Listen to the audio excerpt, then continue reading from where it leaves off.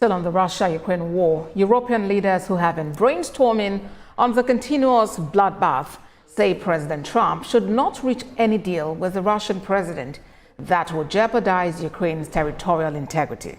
We have a report on this.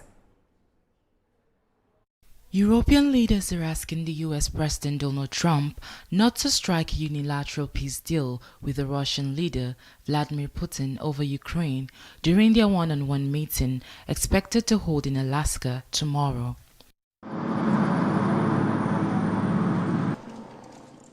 Amid fear that the Russian president could attempt to sway discussions into having the peace deal on his terms, the German Chancellor Friedrich Merz convened a virtual summit with President Trump, the Ukrainian president, and several European leaders.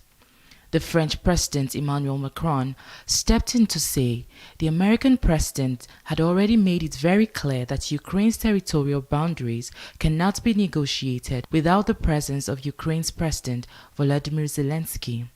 But President Trump has made it clear that Ukraine's territorial boundaries will be discussed by Ukraine and not for the US to negotiate.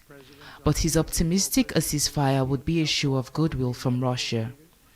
There's a very good chance that we're going to have a second meeting, which will be more productive than the first, because the first is I'm going to find out where we are and what we're doing. Again, this is Biden's war. This isn't my war. He got us into this thing. And it should have never happened. This war would have never happened if I were president. But it is what it is, and I'm here to fix it. And I'm here to stop 6,000, 7,000 people last week. 7,213 people last week were killed, mostly soldiers.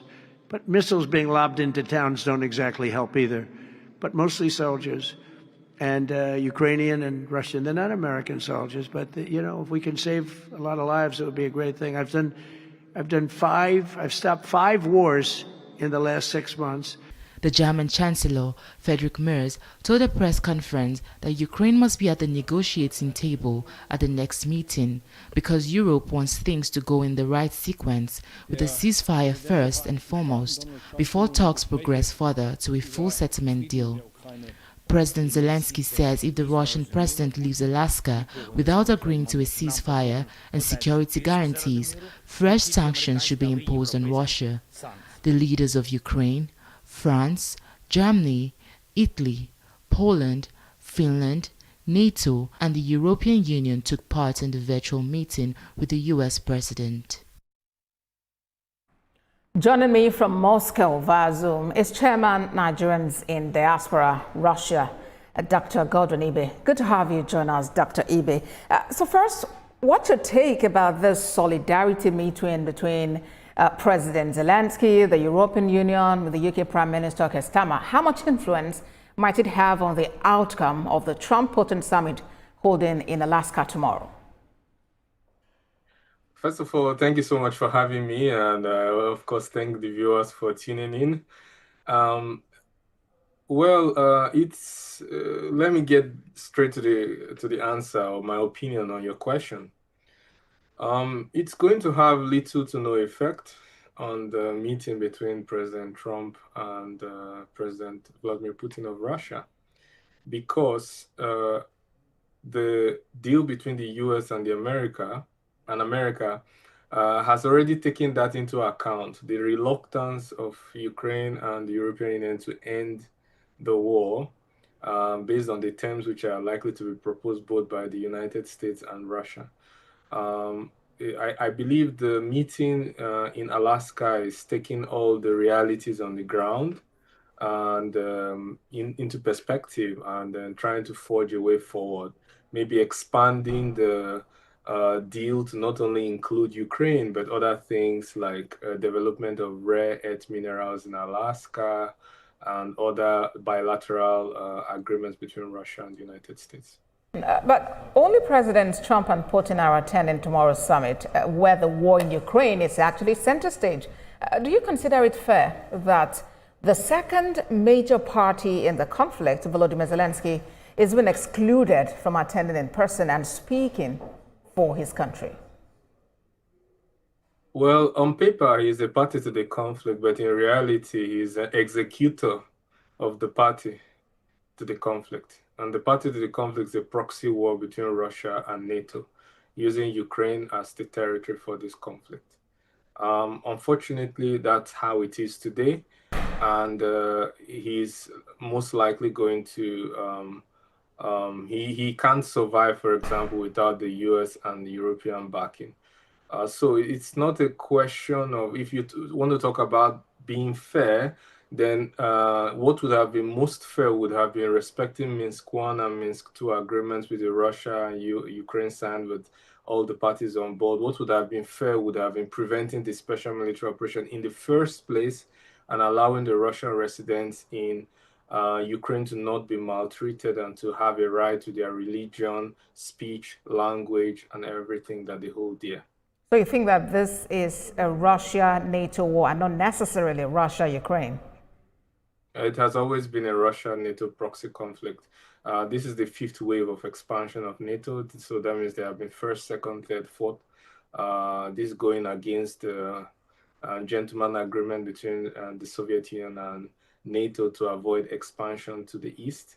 And unfortunately, after the fall of the Soviet Union, Russia wasn't powerful enough to enforce that agreement. But on the fifth wave of expansion of NATO, Russia says, okay, this Ukraine for us is an existential threat, meaning that we're going to do all that is possible to prevent that expansion from happening. And that is why Russia began the special military operation after numerous attempts at peace through the Minsk I, Minsk II agreement, which as leaders like Angela Merkel, Poroshenko of the European Union said, they had no intention to respect the Minsk peace agreement, but rather to use it as an excuse to arm Ukraine. But Dr. Ibe, it was Volodymyr Zelensky, on behalf of the people, would believe, that made that request to join NATO. Was it directly NATO coming to Ukraine and telling them to join the pact?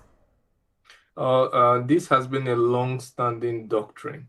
Actually, it was initiated and invented by the United States. It's called the Monroe Doctrine, and it's also double supported in the United Nations under the slogan "Indivisible Security." The Monroe Doctrine, which was initiated by the United States, dictates that our enemy cannot expand to our neighboring countries. It represents a threat, meaning that Russia cannot, even under the disguise or under the aim of bilateral relation or economic cooperation, expand near the borders of United States or the Atlantic. Also, the issue of bilateral or indivisible security in the United States clearly states that you cannot strengthen your security at the expense of another country. This was agreed in the United Nations Security Council. And Russia, knowing that this principle is in operation, also a descendant of the Soviet Union, takes the Monroe Doctrine very seriously and considers expansion of military hardware to its neighboring country, Ukraine, especially where Russian residents are residing, where Russian language, culture is rooted very deep in the eastern part of Ukraine. It's a no-go area, and that is why they consider it an existential threat. Dr. Godwin Ibe, thank you so much for talking to us on World Now. Thank you so much for having me. We're also talking territorial security. The United States government has approved a possible foreign military sale of precision bombs, rockets, and related equipment valued at $346 million to Nigeria.